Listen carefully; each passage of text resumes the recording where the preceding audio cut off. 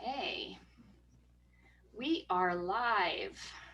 We're live on Facebook. We're recording. Welcome. I see people coming in to the session now. We have Sarah, Renee, Olga coming in, Jen. Hey, Jen. Hey, Jean. Hey, Deb. Hey, Chris. Okay, so people are starting to join. So I will start the session. Welcome, everyone. Just wanted to say thanks for joining.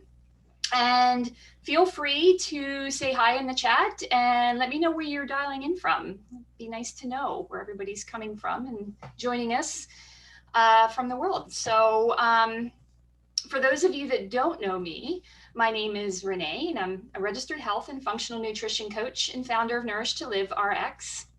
And I work with men and women over 40 to help them develop healthy habits to gain energy and sleep better, lose weight, and just maintain a healthy lifestyle without dieting. So before we start and before I introduce our guest speaker, if you have questions, feel free to post them in the Q&A or in the chat, and I will keep track of them during the session. You are also more than welcome to raise your hand if you want to come on audio, and if you have a question, you are more than welcome to do that as well. So what I'd like to do now is introduce Lisa. So Lisa Lewis has spent 17 years studying and researching medical cannabis and for seriously ill patients. And she's been a patient advocate for 15 years and a speaker and educator for 5 years. So as a passionate leader and a seeker and sharer of knowledge, Lisa went back to school at the ripe young age of 54. And she has had surgery on her back in early 2020 and used the recuperation time to complete her studies and become a certified health, nutrition, and life coach. So Lisa, thank you so much for joining us tonight. It's good to have you here, and I'm super excited about this session. I want to learn all things about cannabis and how healthy it is and what we can do with it. So thank you. Thanks, Renee. Thank you so Yeah. much. It's funny because cannabis, unfortunately, cannabis is probably, and I think I said this in the intro that I sent to you, cannabis is probably, I would say, one of the most picked on drugs and underestimated that exists right now, basically. And again, obviously, because we have, most of us who are over 40 years of age have had, the first part of our growing up was all about how dangerous it was and all the horrible things that it could do to us. So today I want to sort of break down some barriers, give a little bit more information and education. I think that, there's a lot of us, and again, it's people who have tried it, people who haven't tried it. I first felt, just before I dive in, I first sort of fell in love with cannabis. And I know that's kind of a weird thing to say, based on what it is and what the reputation is that it has. But, and I do have to admit, as a teen or an elder teen, I did use it recreationally. But about 18 years ago, I damaged my back and had to have spinal surgery. And again, throughout the pain, I really, even then, didn't understand enough about it. It wasn't until after the surgery that I actually had to, I guess, had to be pumped full of narcotics and a variety of different medications that caused all sorts of pretty horrifying side effects. And cannabis, a friend came over, handed me a joint and said, Lisa, like, try this. And to be honest, the hardest drug I ever did was smoking a joint. And so to have to actually go through a physical withdrawal, in my 30s, I'm a young mom. It wasn't really something that I expected, nor was it something I enjoyed. And I sat at my back door with joints, and I didn't get high. All I remember is just finally feeling like my heart wasn't going to pound out of my chest. And I stopped feeling bugs crawling in my flesh. And I stopped clawing at myself and stopped rocking. And I was actually able to breathe. And I thought, there's got to be something to this. right? So that's when the research started. And and like you said, I, pretty much dedicated the last 5 years to educating, and then in addition wanted to add that extra layer of health and wellness. So what I, differently than you, what I focus on right now is really helping people, like you said, with ailments, issues, challenges, and trying to, find ways that are a lot more healthy to get you to a better place. So, to that end, I'll start talking about cannabis. And we're just going to go today through Cannabis 101, just a high level of what it is, cannabinoids and terpenes, how they work, the endocannabinoid system, which is what's in our body that works with cannabis, how you can benefit, a little bit about products administration, dosing, some safety info, and then some information on medical versus recreational. So I just wanted to start by giving a little bit. Cannabis has a pretty interesting history. Medical cannabis dates back over 5,000 years. So ancient Egyptians reported using it to treat glaucoma, inflammation. Marijuana was also said to have been an ingredient in the holy anointing that is referenced in original Hebrew versions of Exodus. So cannabis is even mentioned in Exodus. Again, the Chinese emperor Fu Si was his name, called cannabis a popular medicine, and that was in 2900 BC. Again, you can see here there's a drink actually called Bang, and that drink still exists today in India, a mixture of marijuana, milk, and other ingredients that they still use today, like I said, as a anti-phlegmatic and an anesthetic. Oops, sorry. So also early English documented, again, this was thousands of years ago. They were using it for menstrual cramps, convulsions, as an antispasmatic for rheumatoid arthritis that they didn't even know what it was then, gout, joint pain, muscle spasms, insomnia. And it was used actually, again, by the early English during childbirth, believe it or not, because it is it actually brings blood to the surface. It was used to promote uterine contractions. And most people have no idea that in the US, cannabis was actually patented as a medical therapy during the 19th and early 20th centuries.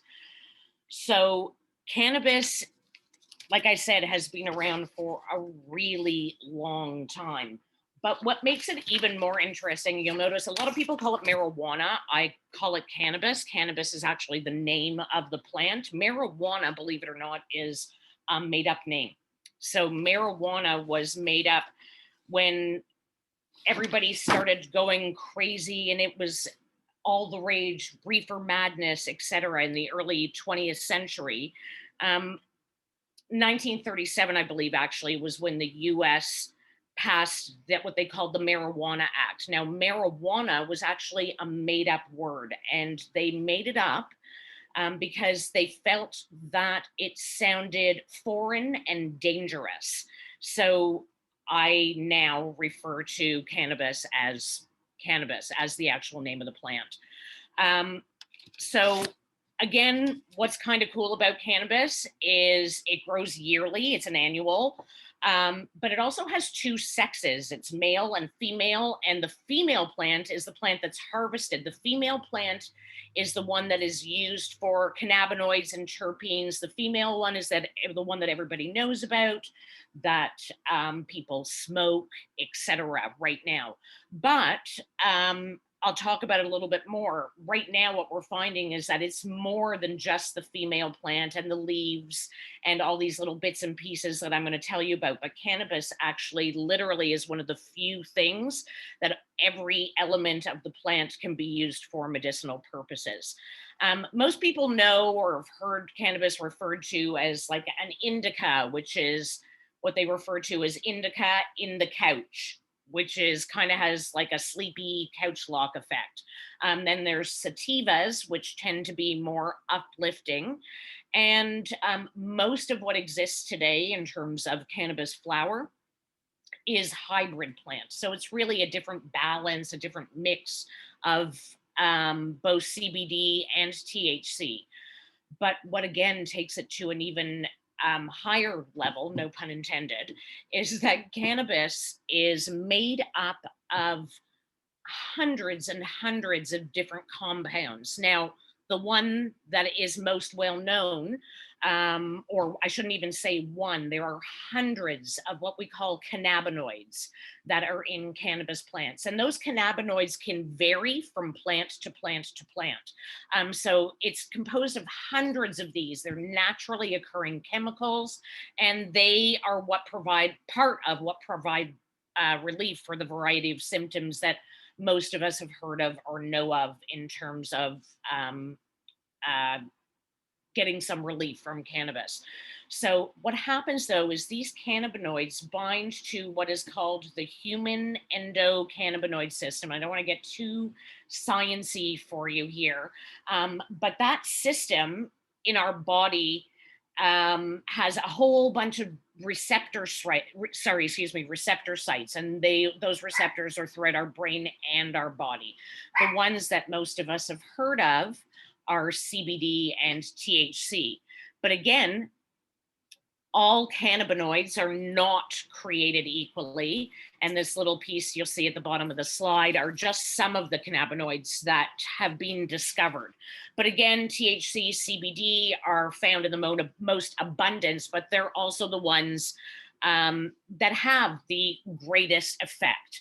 So THC, believe it or not, out of the hundreds of cannabinoids in cannabis, THC is the only one that has any level of psychoactivity. So it's the only one that can make you high.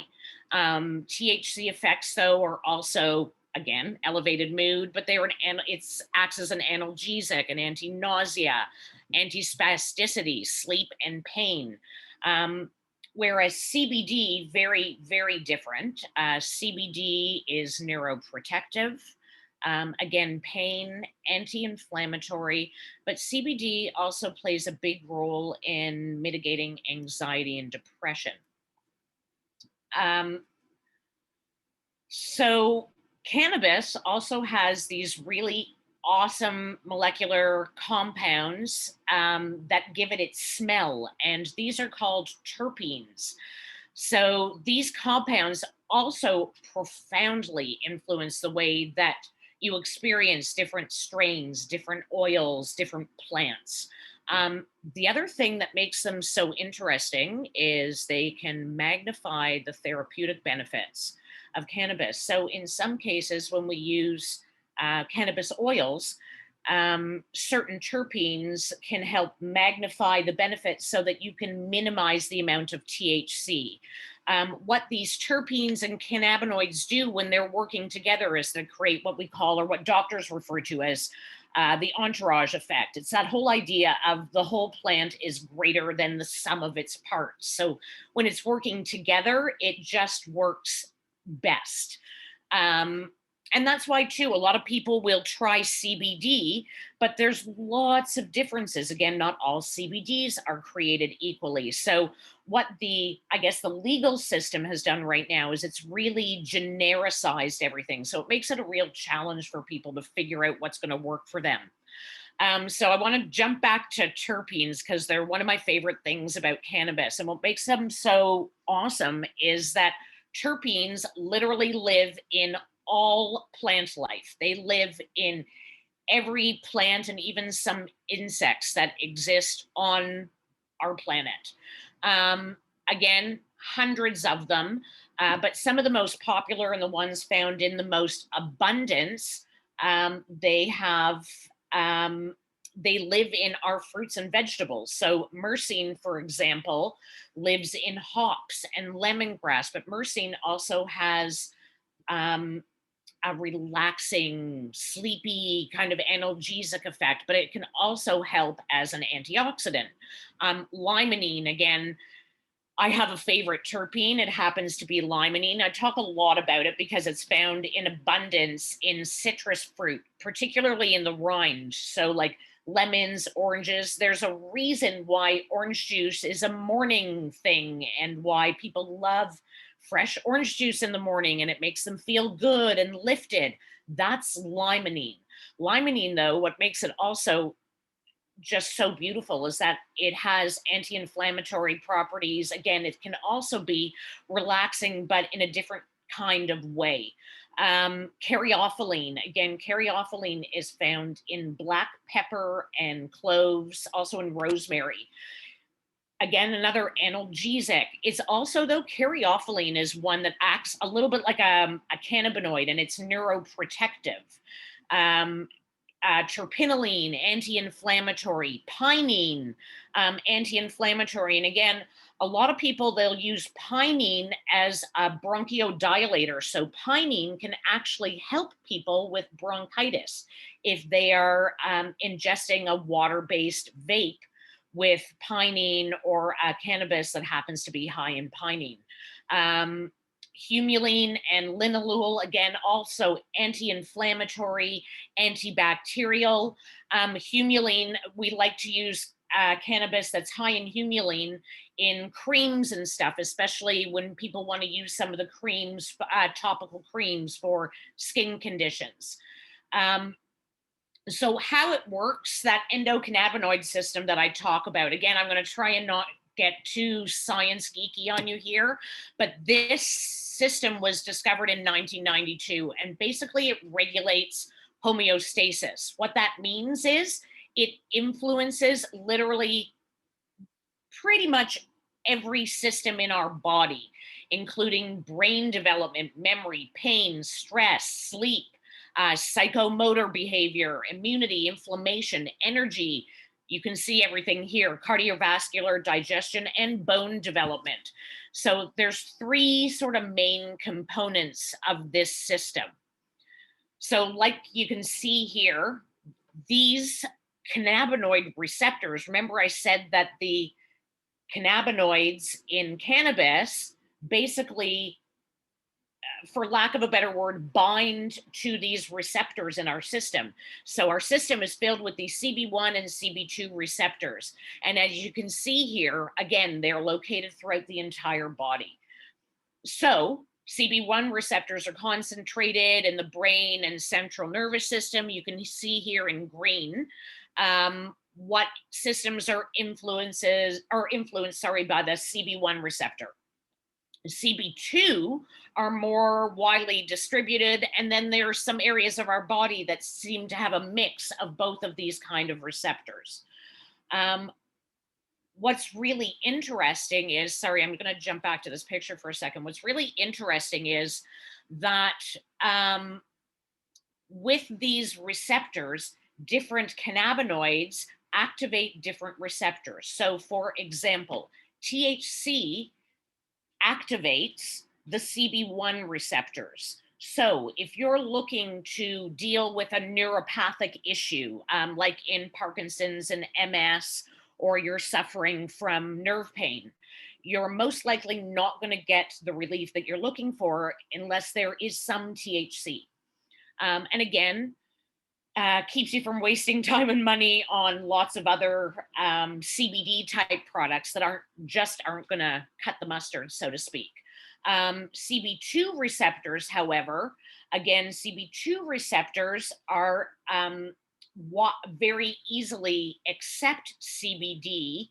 But again, we like to have, remember I said when they work together, they work even better. So sometimes what we do is, even in a lot of CBD products, there is a very, very small under the intoxicating amount, which would be less than 0.5 milligrams of THC, and we call that just an activator. So how can all of this actually benefit you past all the science stuff? So medical cannabis there's lots of studies out there. If anybody's interested in reading through any of them, I'm happy to share them. But it can be used to alleviate, as a natural therapy, to alleviate a lot of symptoms. And again, cannabis may not be, I don't say it's the cure to everything, but it is the greatest symptom reliever that I have ever seen. And again, in my own personal experience, as like I said at the beginning, I had that back surgery, but I also suffer from a condition called cervical degenerative disc disease. So it causes a lot of neuropathic issues. I have a movement disorder, so my hands shake a lot.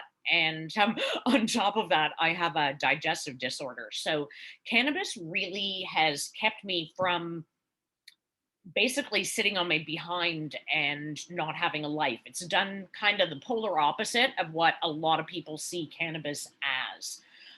It's also helped me to eat, quite frankly, because of the digestive disorder that I have. I'm not hungry most of the time. And at the when I was actually 53, when I was diagnosed with this digestive disorder, they started talking about putting in a feeding tube. And as a recently separated woman at the time, the thought of having a feeding tube was kind of like, that's really going to put a damper on my dating life. So I was pretty committed to finding other ways of nourishing myself and bypassing, so to speak, no pun intended, but bypassing the motility challenges, the digestive challenges that I have.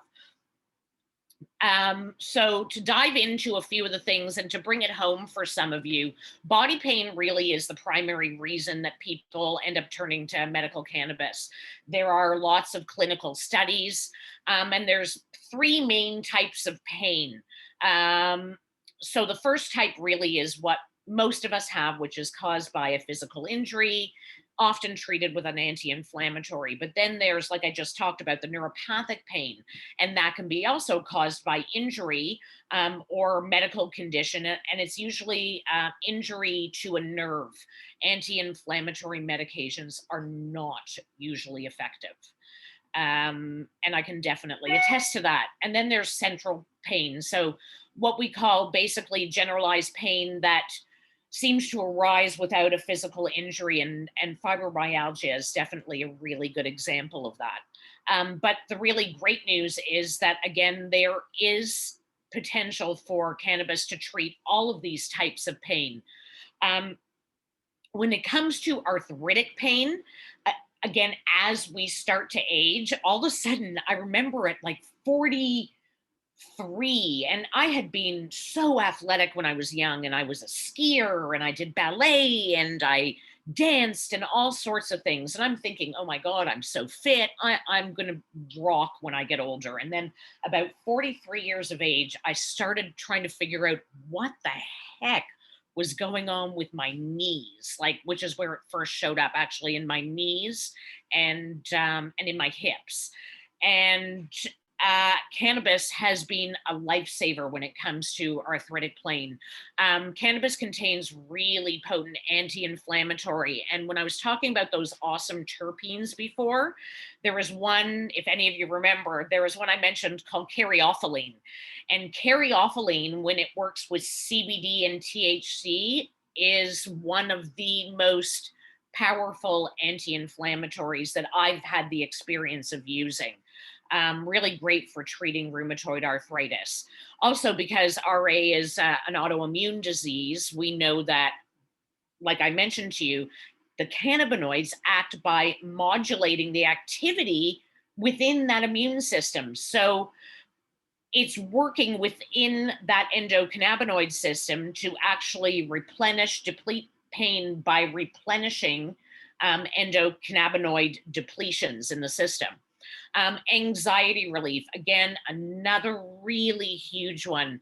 Um, Again, probably the second most popular that I get asked about. And cannabis is a really complicated plant, but so is anxiety.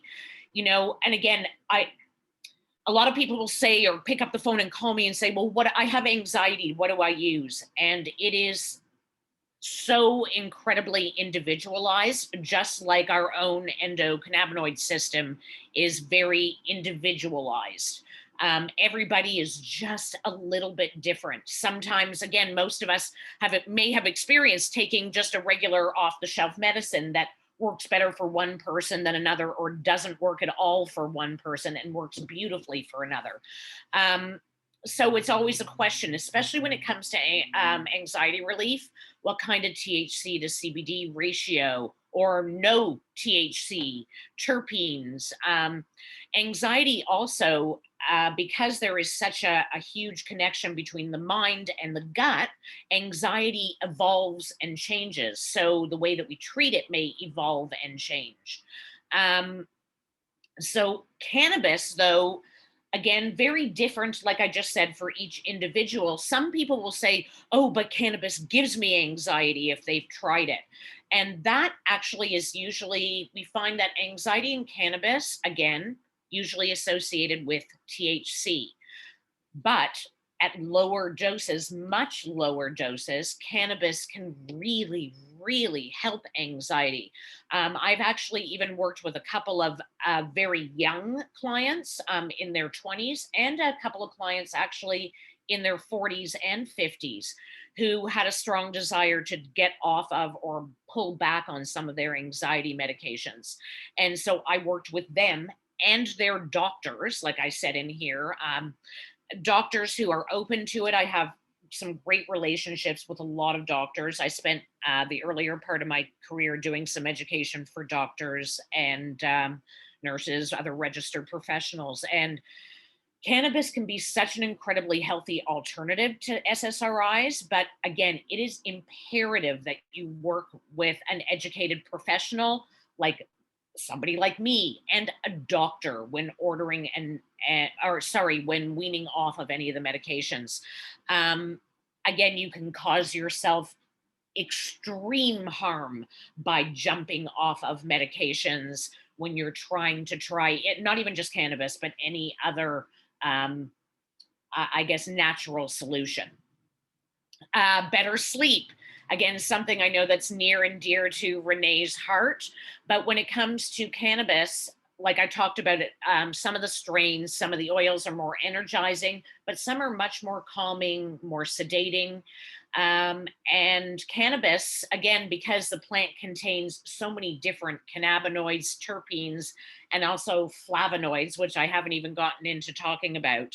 Um, every strain, every oil can work just a little bit differently. No two oils are or plants are exactly the same. So again, what makes it even more interesting, and I talked about there is quite a bit, and now that it's become legal, even more research. But a 2008 study stated that ingesting cannabis oils or strains with high levels of THC can reduce the amount of REM sleep you get, reducing dreams. So that's twofold. It's worked really well for people suffering from PTSD who have woken up from nightmares. And can't function because of waking nightmares. So the theory is you spend less time dreaming, you'll spend more time in a deep sleep state. The problem is that REM is really important for healthy cognitive and immune function. So it's finding the right balance based on you as an individual and what your sleep issue or sleep challenge is being caused by. So again, it's not a one size fits all, even for sleep. And even with the REM challenge, Canadians, there was a 2017 study, almost 50% of Canadians using cannabis are using it for sleep and reported as beneficial. And like I said, I can't repeat it enough. Dosing and education and guidance are key. A big one for a lot of women that I know, the symptoms or challenges of menopause: hot flashes, mood swings, pain, insomnia, anxiety, and all those other awesome symptoms that make life oh so fun. Um, Cannabis was actually a lifesaver for me and for a lot of other women that I know. But again, based on the challenge, different type of blend, whether it's CBD dominant, whether it's THC dominant, and what those particular terpenes are. So We know, though, from the research that cannabis can help low libido. I mentioned before, it brings blood to the surface. It's a vasodilator. So, cannabis can be used for low libido as a cream. Cannabis can be used just to get, we've got so much stress, especially now, so much going on.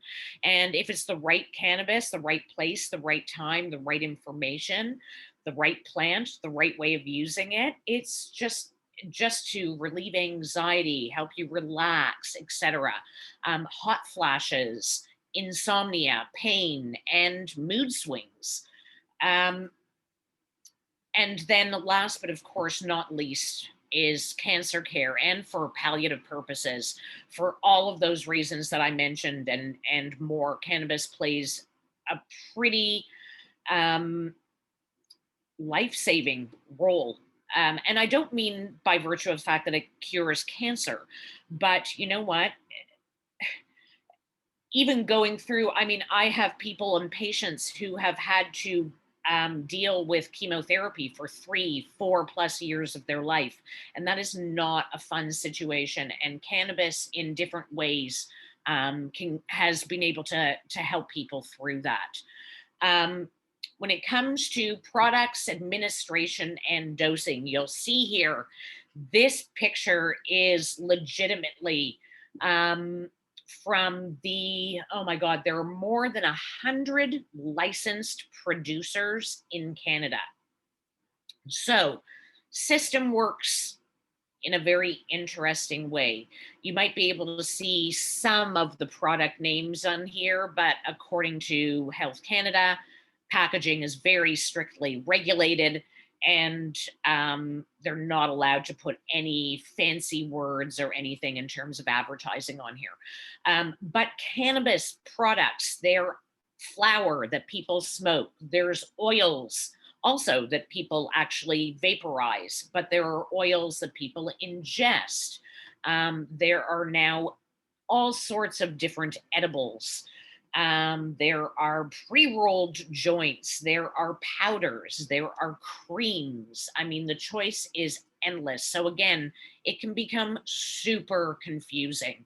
The most common administration options for medical cannabis and the ones that I recommend the most, actually, believe it or not, dried flower for medical purposes, unless it's with extreme circumstances, because it works the fastest. Dried flower inhalation is the one we recommend um, often the least. Oil for ingestion, taking it sublingually. So, what that means is under the tongue. It is the fastest route to your bloodstream, bypasses digestion. You get the most benefit from the medication. Capsules, also very similar. And then there's also some metered sprays, which I didn't mention. Again, under the tongue. There are edibles, but most of the edibles that are out right now there's lots of candies. One of the big mistakes, and I know it's with the best of intentions, but I see a lot of people my age, really 40 plus, who have more senior parents, taking them edibles and just giving them things and not understanding the implications that it could have on their existing medications, or giving your diabetic parents something that's got, like, maybe 30 grams of sugar in it. It's probably not the best idea. So I caution against gummies specifically for real medical purposes. Again, I will repeat, dosing is super individualized. Every person has a unique endocannabinoid system, and responses are variable. In this picture, you'll see this is just a pretty generic plan that I did up for a patient. But again, being really specific about where the medication comes from, how many drops. People need to be assessed through a doctor with a properly educated educator. In terms of safety, again, usually the biggest fear um, the unknown, right? There are a lot of people that may have never, ever, ever, ever had any experience with cannabis. So, in terms of drug interactions, to be honest, any significant drug interactions are highly unlikely. But I mentioned about medications, and that's where when we're having really high doses of CBD, um, it's safe, it's non intoxicating, but in higher doses, it can either inhibit or enhance the way that our liver metabolizes other off the shelf or prescribed medications.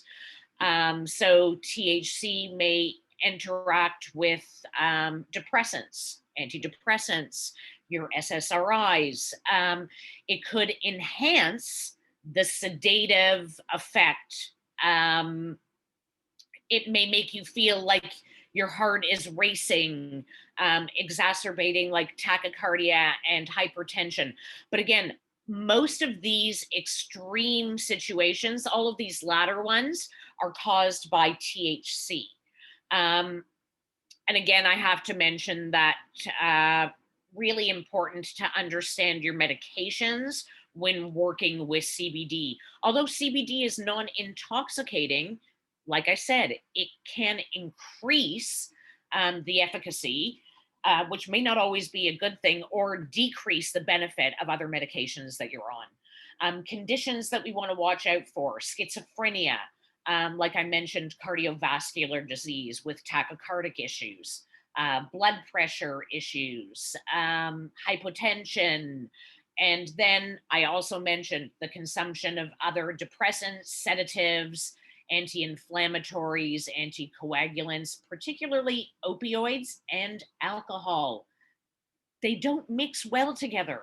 If you're using one thing and you know it's going to make you a little wasted, like if you're using something to sleep, even regular off the shelf sleeping pills make us really sleepy. You wouldn't drink alcohol with your sleeping pills, so don't drink alcohol with cannabis. Um, Again, if people use it in an educated way and with the respect they would any other medication, it is incredibly safe and very, very natural. Just to bring up another in terms of safety, there is a study, one of the largest studies that was done most recently in 2018. Again, there are a number of others that are concluding right now, but I don't have the data on all of them yet. But this one was observational, 2,700 mature medical cannabis users. So everybody here was 65 plus. Baseline conclusions. It was studied, over a 3-year period. And believe it or not, these people were actually smoking cannabis and not using oils. The conclusions were the therapeutic cannabis use of cannabis is safe and effective for the mature population, the most sensitive population. What they also found, though, is that cannabis may decrease the use of other prescription medications, including opioids. After 6 months, almost 18% within this study stopped using opioids and other analgesics. What was also really cool is that slip and falls for seniors during that same time period dropped by about 17.9%. And after 6 months of treatment, over 90% of the responders reported an improvement in their condition, reduced pain, and an improved overall quality of life, which is crazy. Um, so the difference between cannabis and or when you're purchasing it, medical versus recreational, some people are like, well, I can buy it at a store, right? So medical and recreational are both strictly regulated.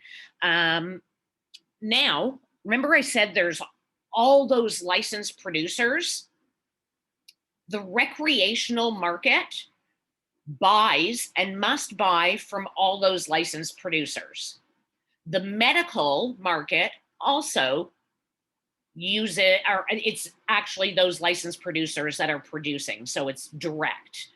The Ontario Cannabis Store is the only legal supplier of recreational cannabis online, but now there's also the wholesalers, or the retailers, the private stores that are out there. The Ontario Cannabis Store, OCS, is the exclusive wholesaler to every private retailer. So some retailers will carry one brand, some retailers will carry another brand, etc. So you're getting everything is from the same place. But when you're purchasing medical cannabis, the difference is actually one of the things I love to say is, when you go to one of the stores, one of the street front stores, you're basically dealing with people who are trained in a very similar manner to those at the LCBO. So what I say to a lot of my clients is, would you ask for medical advice from somebody who works at the LCBO? It's the same thing. They may have more cannabis knowledge than you, but they don't have the same level as a doctor. They're not qualified to give advice. They can say, oh, this is stronger, this has more of this has more of that, but these people are not qualified to give you medical advice. So the difference when you're really purchasing medical is, again, strictly regulated by Health Canada. You need to have a medical authorization or a prescription from a physician, so that that physician reviews your medication, works with an educator like me. They make sure you're safe. Then there's the effectiveness of medical versus recreational. You have high quality tested products. Sometimes there's different products that they use on the medical side versus the recreational side. And like I said here, retail sales representatives are unable to give shoppers medical advice. The other thing is that medical is often covered, may be covered by more and more health insurance plans, but also it can be, there's a ton, actually right away over 60, you get an automated 10% discount from a lot of the licensed producers. There's also deductions based on income. And then medical cannabis is also tax deductible. There's also, again, on the medical side, just the supply. Because it's used as medicine, there tends to be a lot more consistency and a lot more availability. And you have the opportunity to medicate as needed with a prescription. So it's viewed as medication. You won't be ticketed or fined in the same way that someone else might in a public area. And that, my friends, would bring me to the end of my formal presentation. So if anybody has any questions, that'd be cool. Thank you. Thank you. There was, I have a bunch, but I'll let other people ask first. There was a question that came up earlier from Chris, and he had asked, if you smoke cannabis, do you get the benefit of both THC and CBD? So actually, that's a really good question. So most people think most of the cannabis that we smoke, that people smoke recreationally, has very, very little CBD, almost no CBD. There are specific plants, usually what I referred to earlier, sativas, and there are specific CBD dominant plants. So there are certain strains that you have to look for where you can find either CBD dominant or a balance of both CBD and THC, but it's not the general rule with most of the cannabis that's smoked. Okay, awesome. All right. Deb was saying great information, wonderful presentation. Tina's asking if I grow my own cannabis and use it that way. If she can. Yeah, Tina, can you elaborate? Oh, she's going to come on. Hold on. Sure.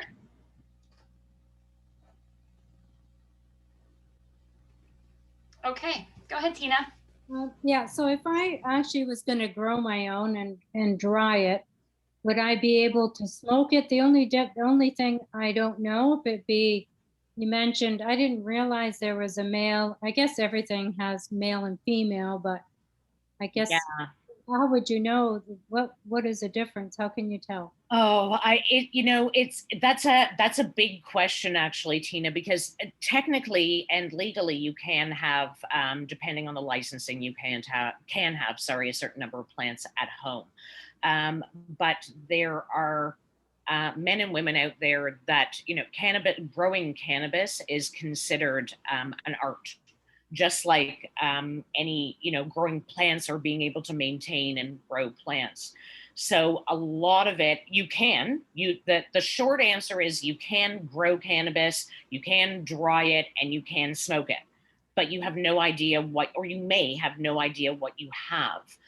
Sometimes also too, you can end up with seeds. And if you smoke stuff with seeds, it can give you a headache. So it can be a challenge when you don't know what you're doing, but there's lots of great information, lots of educators out there, and lots of places that you can learn more online about growing your own. Yeah. No, my brother used to grow it years ago. I mean, we used to have it, in our backyard. Yeah. But little did we know could become so complicated, I guess, so to speak. Anyway, but I used to actually smoke it a long time ago, and but I can't.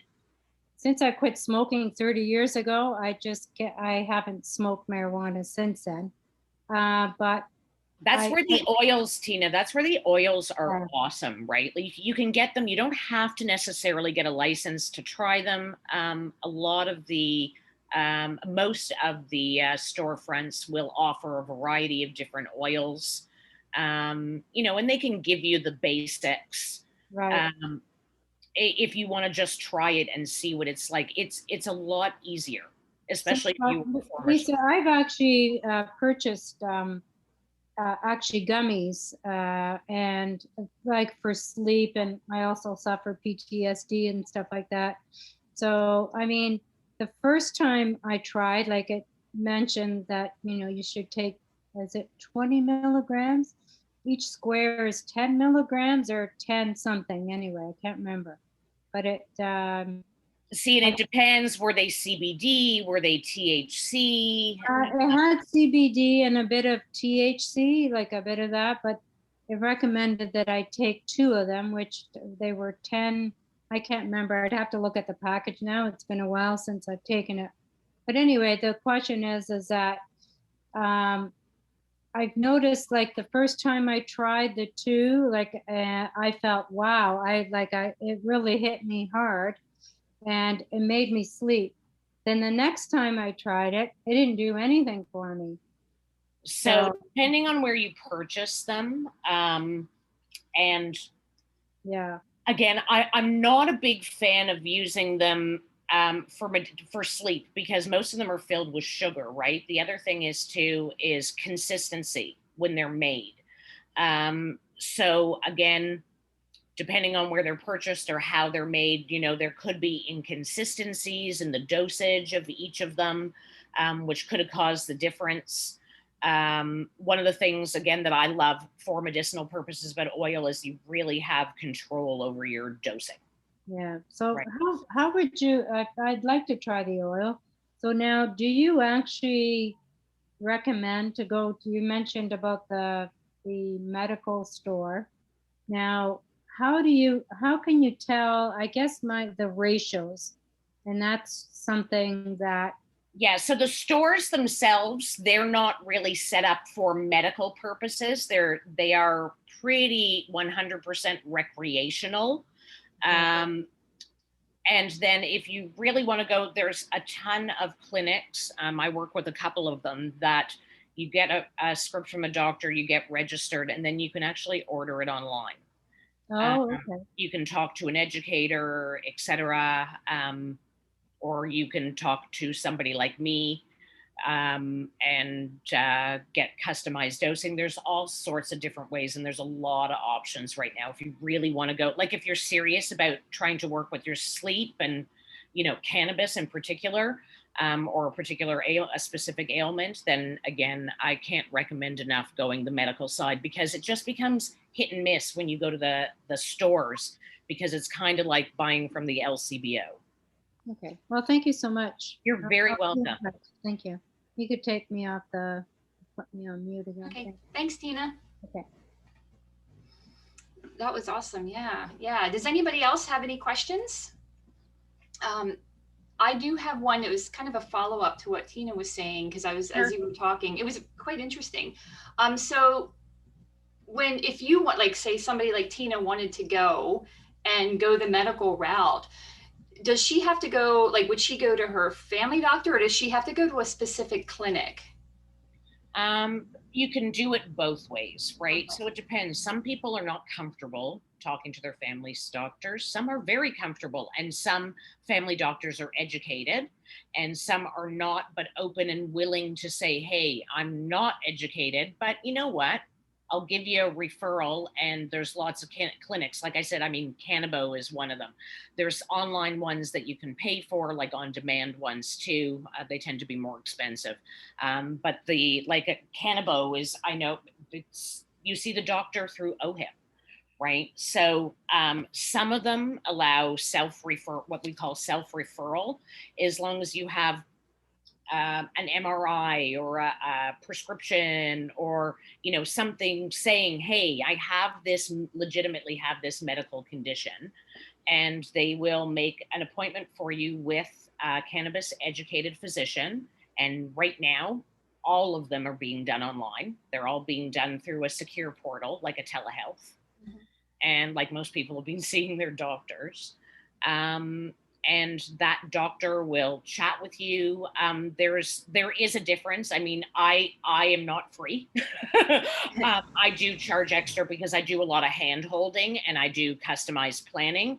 But you can get some of the clinics do have some pretty decent educators that can at least get people started in a pretty decent direction.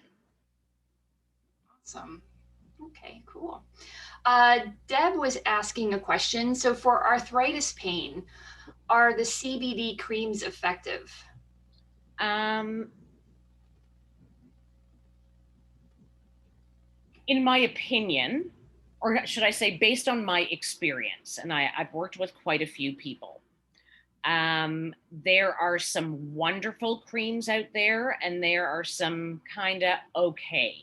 The ones on the market right now that say they have hemp-based CBD, I would say no. I haven't found them effective. Now, that being said, there have been studies with CBD and there's a 30% placebo effect. So sometimes it is just enough to, and creams always feel good, right? Because lots of them always have lots of other really wonderful stuff in them. So CBD by itself in a cream, for something like rheumatoid arthritis, would probably not break through the pain to a level that many would be looking for. But there are some really nice creams coming out on the market right now where you can add, where they have other analgesic elements in there, like, other herbs and oils that they combine with CBD and THC. But also the acidic versions of THC. So there are a lot of new creams and companies coming out just now. It's just happening with what they call THCA, which is a non-intoxicating form of THC before it's been activated. And a lot of these other cannabinoids, like one called CBG, which is the parent cannabinoid, and it's found throughout the entire plant, even in the roots. So they're using a lot of this stuff that's non-intoxicating, but they're using it in these new creams. And some of those, I just tried a brand new one that's probably coming out, I think, in the next 3 months. And it was magnificent. You need to reuse it every 3-4 hours, but there are ones out there. Awesome. Okay, cool. So I think from what I've learned, that, like, so for example, we talked before that, I work on sleep and people who have trouble sleeping and stuff like that. But I also, so right now, take for example, I have pain that I've had for a number of months in my shoulder, and I think it's mostly nerve related. So if I heard you correctly, if I wanted to go that route, I would want more THC. Is that correct? Yes, you would want to have something with some THC in it. The thing that's wonderful now, though, is, like I was saying, it doesn't necessarily have to be an intoxicating amount of THC. One of the things that I actually neglected to mention is that There's a lot of people who are not interested at all in any level of intoxication or psychoactivity, but still need the THC. There's often, like what I mentioned, that tiny little amount for activation. But if it's more severe pain, like a nerve pain, often I recommend a balanced, what they call something that's got sort of an equal level of CBD and THC, plus the other wonderful things I talked about, because CBD can mitigate the psychoactivity that can be caused by THC. Cool. Which is pretty cool. So when you find things, people will see online, there's things that it's like, oh, this is a 50-50 or a 30-70 or 70-30 or whatever. And that's often they're referring to the split between CBD and THC. Okay. Interesting. Awesome. Does anybody else have any questions?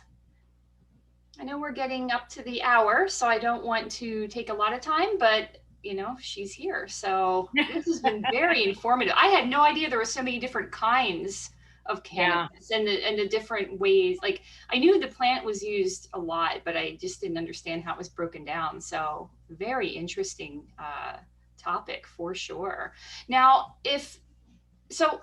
oh wait, we have a question coming in from Ruby. A doctor acquaintance told me for insomnia just to go to the Ontario Cannabis store online and order CNB oil called Rain. Okay, so there's an oil, actually it's CBN.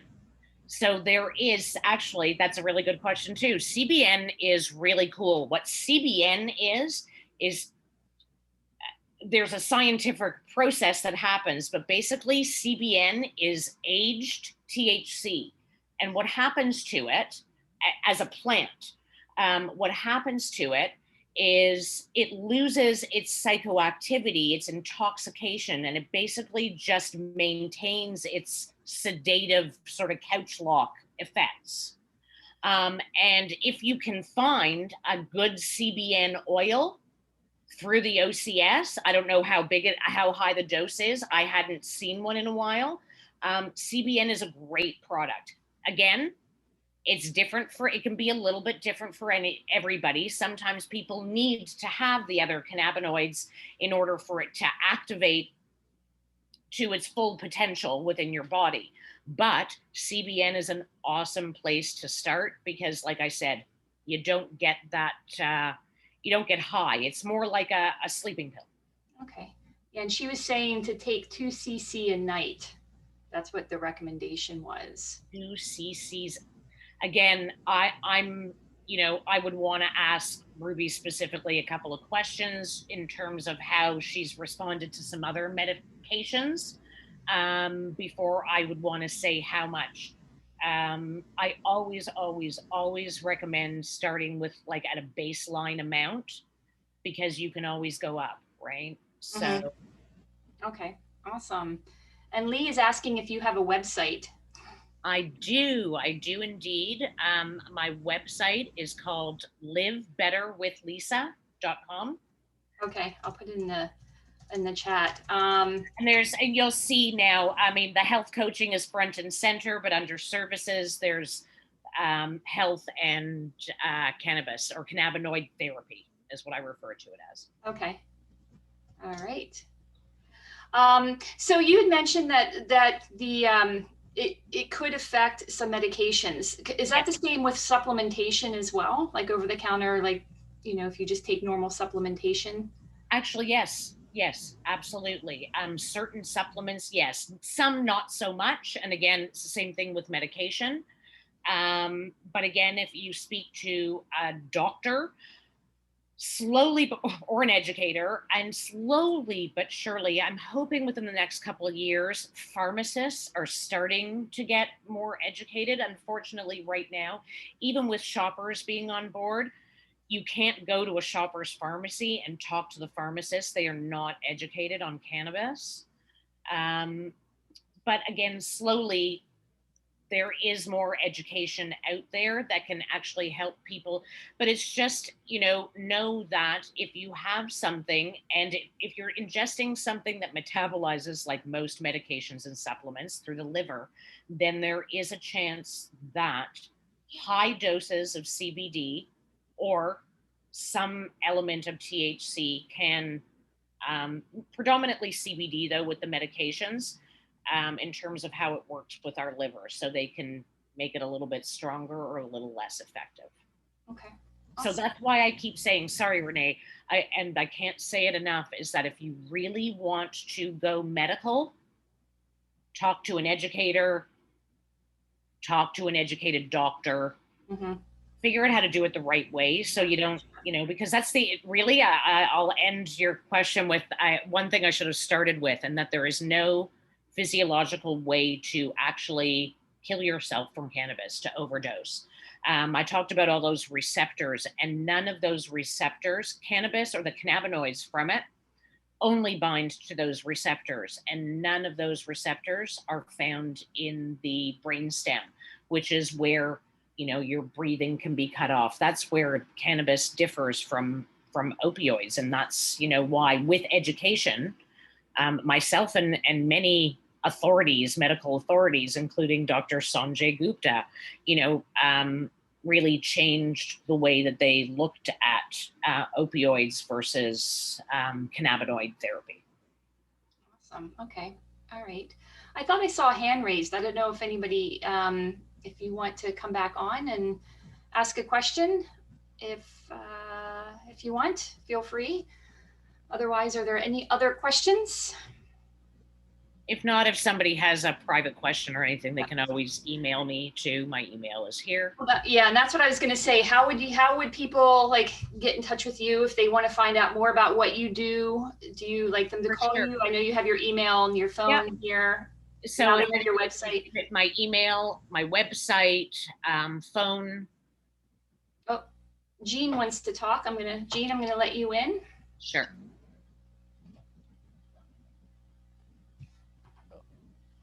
Hello. Hey, Jean. Hi, Jean. So for arthritis, would it be THC or CBD?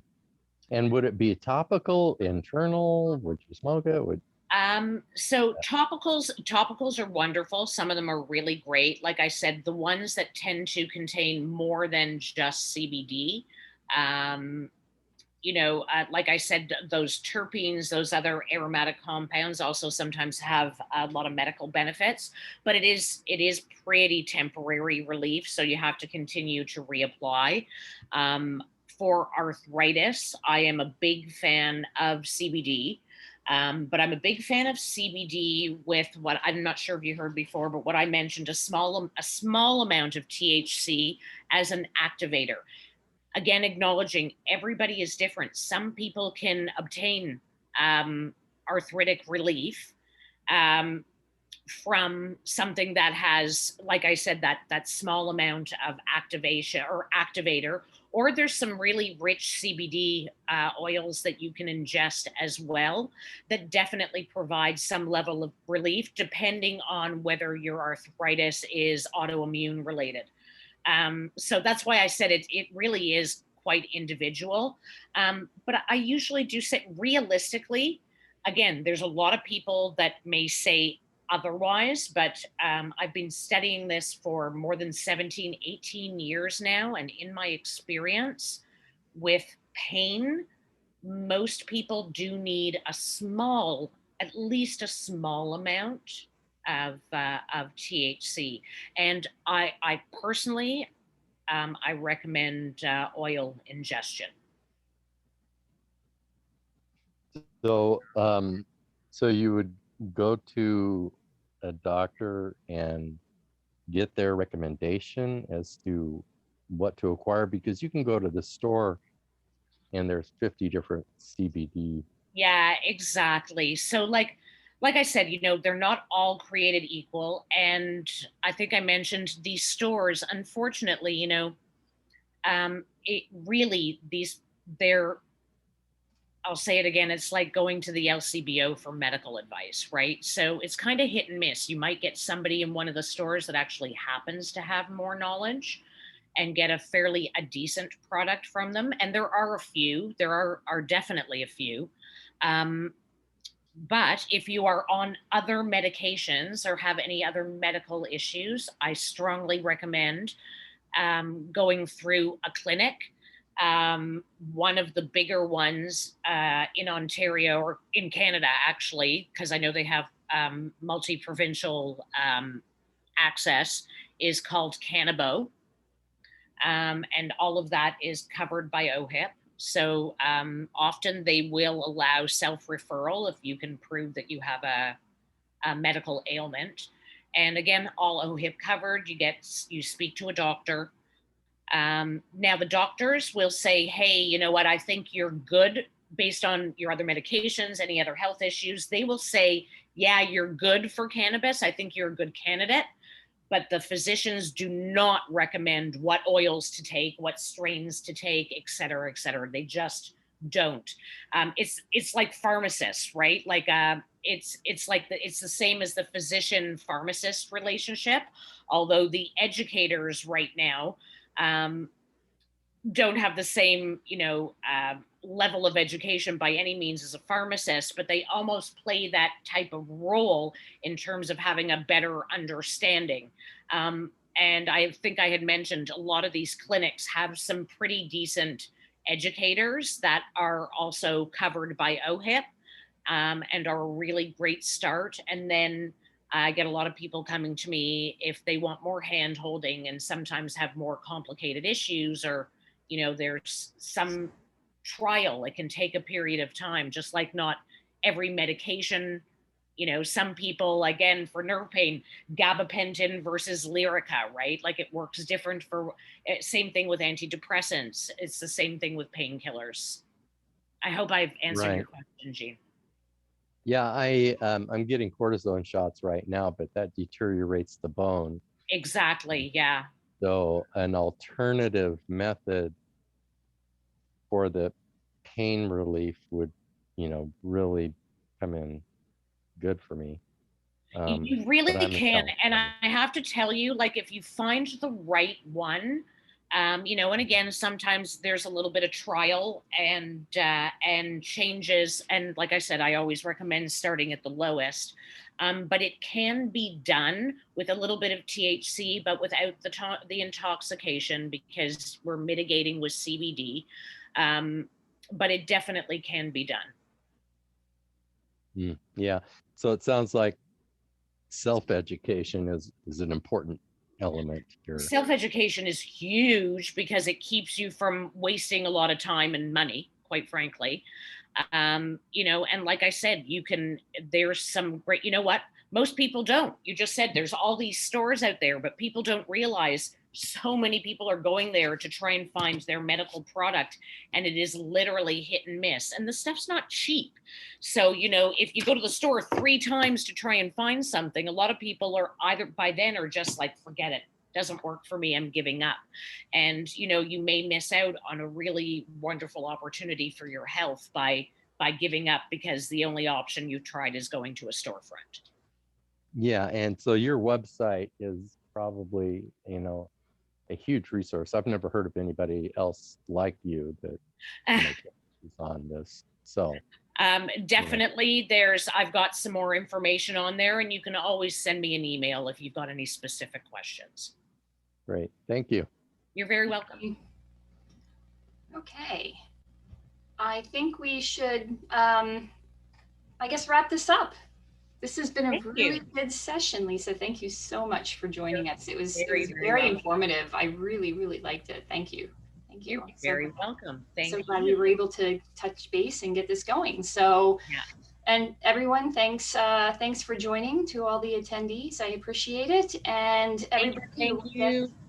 Everybody, you will get, I'll send you guys an email tomorrow if you want to see the replay. I know some people had to drop off. So, if you guys have any questions, you now have Lisa's information. And of course, I will send out, Lisa will send you her information as well through email, so you have it. So, And have a great night, everyone. And see you in a couple weeks. Thank you so much. Thanks, Renee. Okay, bye, Lisa. Have Bye, a great everyone. night.